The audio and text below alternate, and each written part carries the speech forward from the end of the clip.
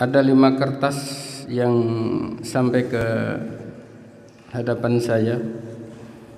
Ini satu kertas 2 jam, jadi sampai duhur kita selesai.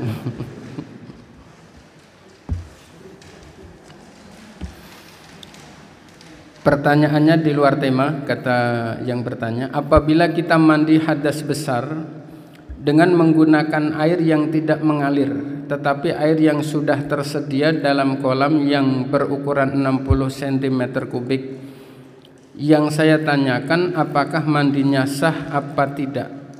Ya, menggunakan air untuk mandi besar itu sama dengan yang boleh digunakan untuk berwudu dan yang boleh digunakan untuk istinja atau cebok, yaitu air yang suci dan mensucikan. Ketika air sudah mencapai 60 cm kubik, ya, itu disebutnya air banyak. Air banyak itu dia tidak bisa mustakmal karena kecipratan air mustakmal, dan dia tidak berubah menjadi najis ketika kecipratan najis selama tidak berubah salah satu dari 3 sifatnya, yaitu warna, aroma, dan rasa. Pertanyaannya, ketika air tidak mengalir tapi lebih dari 2 kulah atau 60 cm kubik, dibuat mandi sah apa tidak? Jawabannya sah.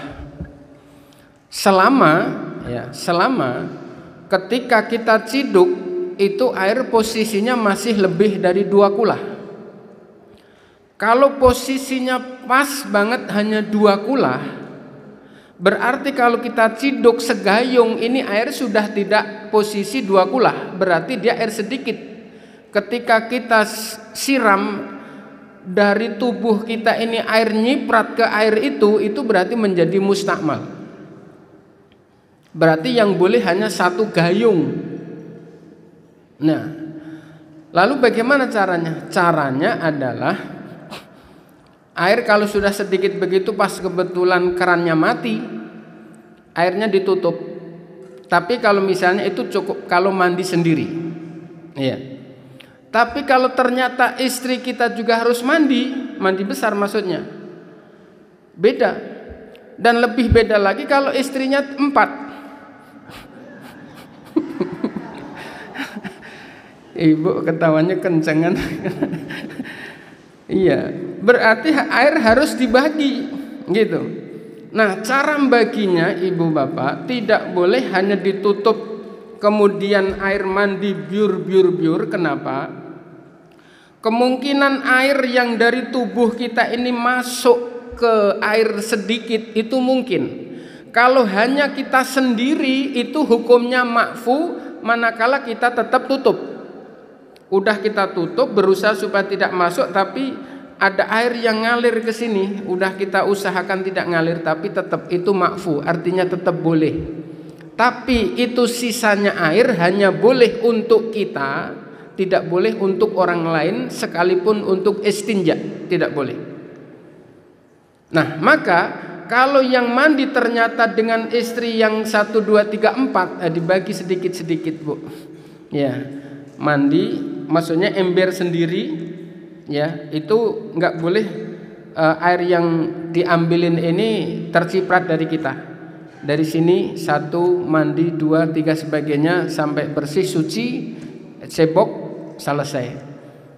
Istri yang pertama ngambil lagi ember dengan cara begitu. Ini tetap steril, tidak boleh terciprat dari air yang lepas dari anggota tubuh kita, dan seterusnya. Begitu. Maka lebih amannya Bapak Ibu di keran kita itu adalah dipasangin dengan selang. Itu lebih aman. Ya, apalagi sekarang model yang banyak pakai ember maksudnya. Kebanyakan kamar mandi sekarang daripada pakai bak yang agak ribet pakai ember. Embernya relatif kecil. Ya. Ini nggak boleh mandi dari ember situ, Bapak Ibu, kecuali kalau embernya dialirin terus sampai tumpah-tumpah. Ya, kalau udah tumpah-tumpah boleh. Tapi kalau tidak tumpah-tumpah itu harus Bapak tutup 1 kali ciduk, tutup, guyur. Buka lagi, nyiduk, tutup lagi, guyur. Ketika tidak, ini kecipratan dari anggota tubuh kita, Pak, ini mustakmal. Air sedikit kecipratan mustakmal, dia ikut mustakmal. Meskipun air mustakmal kalau dikumpulin lebih dari 2 kulah, itu dia kembali suci. Air mustakmal begitu. Ya. Jadi singkatnya bahwa mandi dengan air yang tidak mengalir yang lebih dari 2 kulah hukumnya boleh, mandi besar. Ya.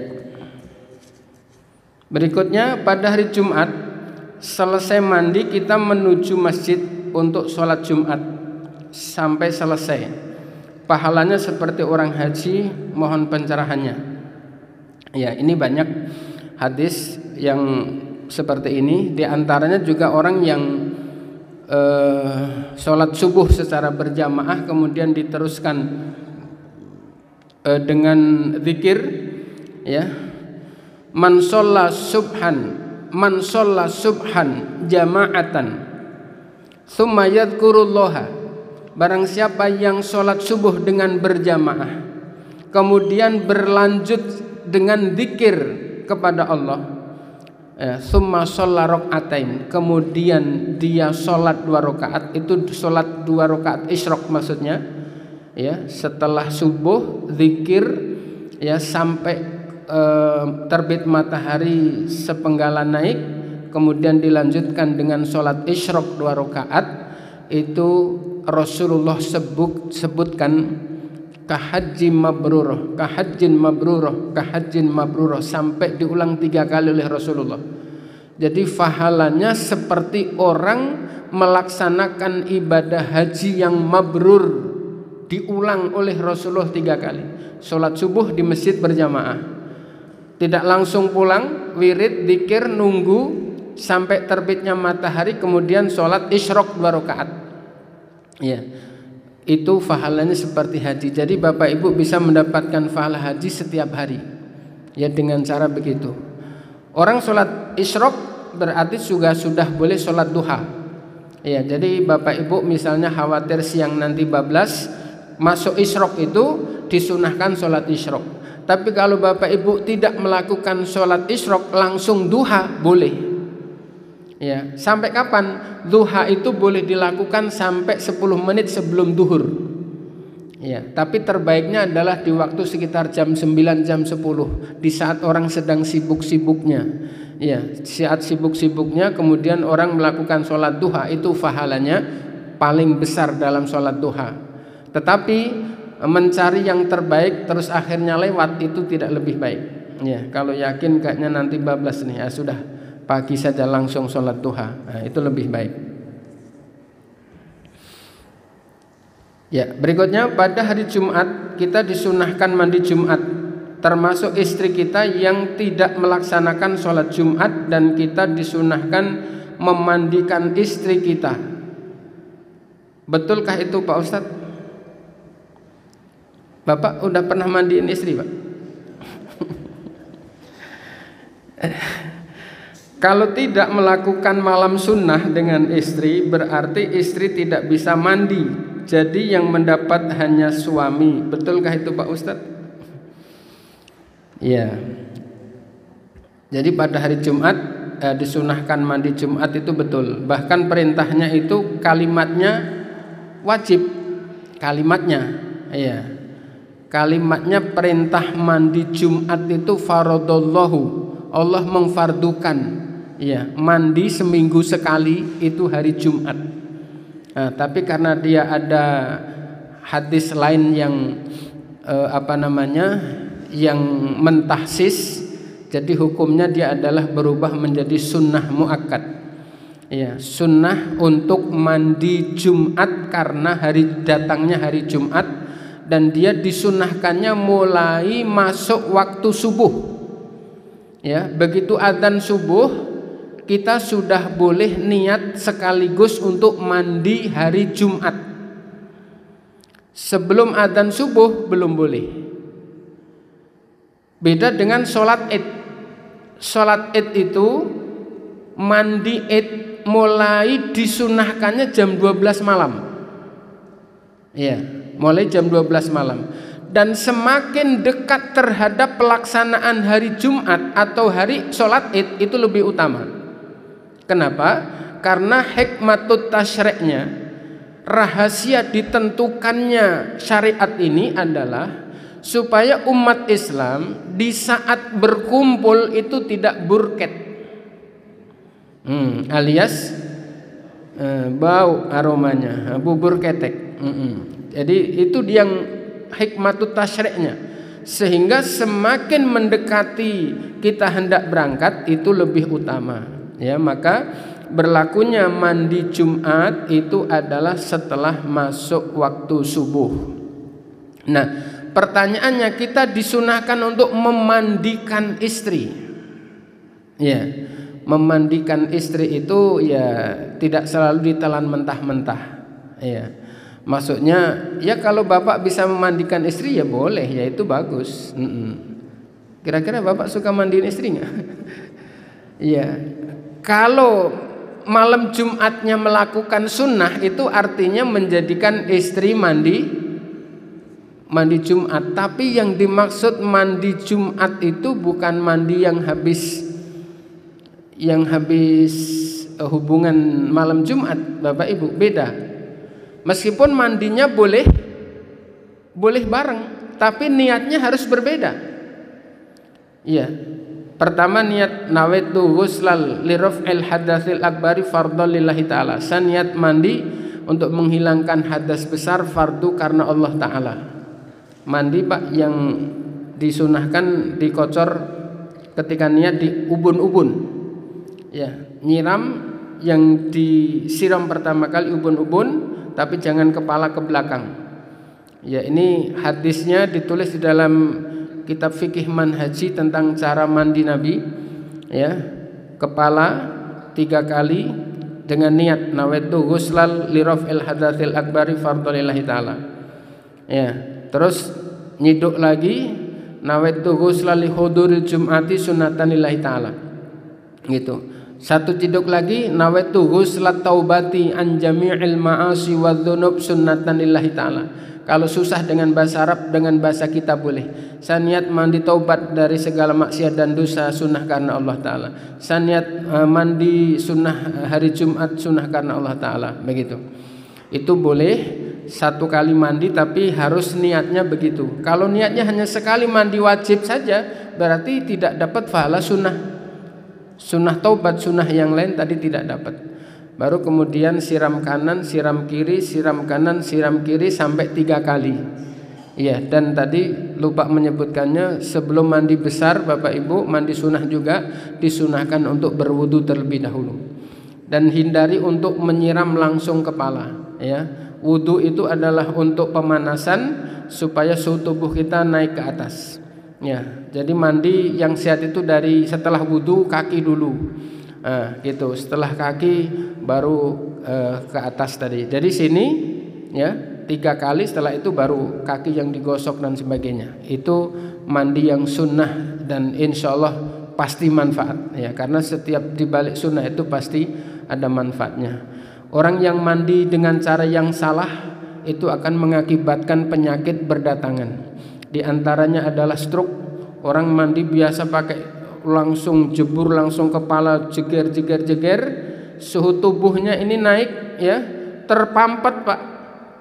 Ya, itu banyak orang yang akhirnya lewat, nggak tertolong, atau tidak sedikit yang orang menjadi stroke, gitu. Jadi yang baik adalah sunnah.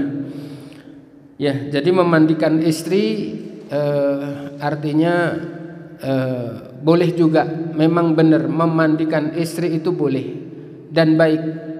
Gitu. Tapi kalau tidak, minimal bapak suruh untuk mandi, itu artinya memandikan istri. Jangan sampai istrinya sampai 100 meter aromanya ketahuan, gitu. Udah 100 meter, wah ini kan ada istri saya nih, ya, gitu. Kenapa? Aromanya khas. Kalau khas yang wangi sih alhamdulillah. Tapi kalau khas yang ya. Berikutnya, Assalamualaikum warahmatullahi wabarakatuh. Waalaikumsalam warahmatullahi wabarakatuh. Pak Ustadz, benarkah membaca sholawat Nabi sebanyak 80 kali pada setiap hari Jumat kita akan mendapat syafaat Nabi dan diampuni dosa kita selama 80 tahun? Mohon pencerahannya. Hadis yang saya tahu di dalam kitab Lubabul Hadis, kitab ini ditulis oleh Syekh Jalaluddin As-Suyuti di dalam kitab Lubabul Hadis babus sholawat. Nabi menyampaikan, man shalla alayya sholatan wahidatan sallallahu alaihi asyron. Barang siapa yang membaca sholawat sekali kepadaku, maka Allah akan menggantinya 10 kali. Wa man shalla alayya asyron, ya, barang siapa yang baca sholawat kepadaku 10 kali, sallallahu alaihi mi'atan, maka Allah akan menggantinya sholawat itu sebanyak 100 kali. Wa man shalla alayya mi'atan, barang siapa yang bersolawat kepadaku sebanyak 100 kali, sallallahu biha alfan, maka Allah akan menggantinya sholawat itu sebanyak 1000 kali. Wa man shalla alayya alfan, barang siapa yang baca sholawat 1000 kali untukku, dakhalal jannah, dia pasti masuk surga. Hadis ini ditulis sekali lagi dalam kitab Lubabul Hadis oleh Syekh Jalaluddin As-Suyuti. Beliau adalah salah satu dari 2 ulama yang menulis tafsir Jalalain. Jadi sholawat itu fadilahnya luar biasa. Dan banyak hadis-hadis yang lain. Dan jangan lupa setiap hari pagi sore minimal baca istighfar, sholawat, tasbih Rabbana Atina 100 kali itu sebagai energi kita, ya. Dan sholawat adalah luar biasa. Ya, berikutnya, Assalamualaikum, waalaikumsalam warahmatullahi wabarakatuh. Mohon izin bertanya Ustadz. Pertanyaannya, mohon maaf bila pertanyaannya di luar tema saat ini. Bolehkah memakai sabun tangan dengan yang mengandung alkohol sebelum sholat atau iktikaf? Ya, Bapak Ibu, ini penjelasan yang mudah-mudahan menjadi penetralisir selama ini yang menjadi banyak orang ragu. Minyak, ya, minyak yang seperti ini biasanya tidak pakai alkohol, ya. Tapi alkohol yang digunakan untuk mencampur minyak itu tidak selalu, bahkan jarang yang alkohol yang memabukkan. Ya. Jadi kullu muskirin khamrun wa kullu khamrin najsun. Ya. Jadi setiap perkara yang memabukkan itu disebut khamr kalau dilihat dari nasnya, dan setiap khamr najis. Ini dasar, ya. Pertanyaan saya, orang kalau minum bensin mabuk nggak, Bu? Mabuk nggak, Bu? Kalau orang minum oli seliter, ya, mabuk nggak? Pertanyaan saya, itu bensin najis apa tidak? Tidak. Oli najis apa tidak? Ibu cicing baik. Iya. Oli diminum mabuk, baygon diminum nggak mabuk, mati. Iya. Iya, bensin diminum mabuk, tapi dia tidak najis. Sementara dalilnya kullu muskirin khamrun. Setiap yang memabukkan dia disebut khamr, wa kullu khamrin haram. Nah, dan setiap yang khamr itu haram dan najis. Penjelasannya adalah bahwa bensin itu diminum mabuk, tapi bensin itu dibuatnya bukan untuk diminum. Betul, Pak? Oli yang minum mabuk. Nggak percaya boleh dicoba. Iya. Tapi dia dibuatnya bukan untuk diminum. Yang menjadi khamr itu adalah sesuatu yang dibuat memang untuk diminum, tapi yang untuk diminum yang memabukkan itu berarti khamr. Alkohol yang digunakan untuk mencampur minyak wangi itu Bapak Ibu bukan alkohol yang diminum. Dia adalah alkohol, memang alkohol. Contoh gampangnya kalau Bapak beli alkohol di optik, di apotik. Oh iya, masalah kebalik. Kalau optik ini ya, ya di apotik, ya itu najis tidak? Tidak najis. Iya. Kenapa? Dia bukan untuk diminum. Dan Bapak Ibu boleh ya di daerah sekitar Jatinegara ada penjual kimia, ya penjual kimia. Alamatnya nanti kalau pengen pengen tahu jelasnya datang ke rumah saya, tapi ada maharnya. Takut nanti dibuat bikin bom. Jadi ada di penjual bahan-bahan kimia ini alkohol yang memang spesial Bapak Ibu untuk mencampur minyak. Minyak ini adalah tujuannya dicampur alkohol supaya bisa disemprot. Dan sekali lagi yang dibuat untuk mencampur minyak itu bukan alkohol khamr. Sehingga keputusannya adalah minyak yang pakai alkohol itu adalah tetap suci dan boleh untuk kita gunakan. Untuk sholat sekalipun boleh. Pertanyaan berikutnya, tape mengandung alkohol apa tidak? Mengandung alkohol. Air tape ya mengandung alkohol apa tidak? Banget. Iya. Haram apa tidak? Haram apa tidak? Tidak. Enak apa tidak? Enak. Kalau ada boleh. Iya. Mengandung alkohol tidak selalu najis. Tapi ketika sudah dilakukan fermentasi, itu adalah memang niatnya adalah untuk dibuat minuman yang memabukkan, baru dia menjadi memabukkan dan otomatis najis. Begitu. Jadi Bapak Ibu daripada ke Masjid Burket beli minyak begini agak susah, udah di Alfa di mana banyak, semprot wes. Sunnah beraroma wangi. Rasulullah itu aromanya dari kejauhan sudah tercium. Begitu ya. Jadi orang yang ragu-ragu minyak wangi yang pakai alkohol tidak boleh, itu karena belum jelas banget bahwa yang dicampur ke minyak itu bukan khamr, tapi alkohol yang memang dia memang alkohol murni, bukan untuk diminum. Kecuali kalau ada model lain, ya misalnya minyak wangi itu memang supaya entah hebat atau apa dicampur khamr, diaduk-aduk, nah itu mah beda. Tapi mayoritas kebanyakan bukan itu yang dicampur untuk parfum itu. Pertanyaan terakhir, berapakah lama masa satu hari di sisi Allah dengan perbandingan hari di dunia? Sementara ditemukan di Al-Quran ada dua ayat ya berbeda arti, yaitu surat Al-Hajj ayat 47, surat Al-Ma'arij ayat 4. Ya.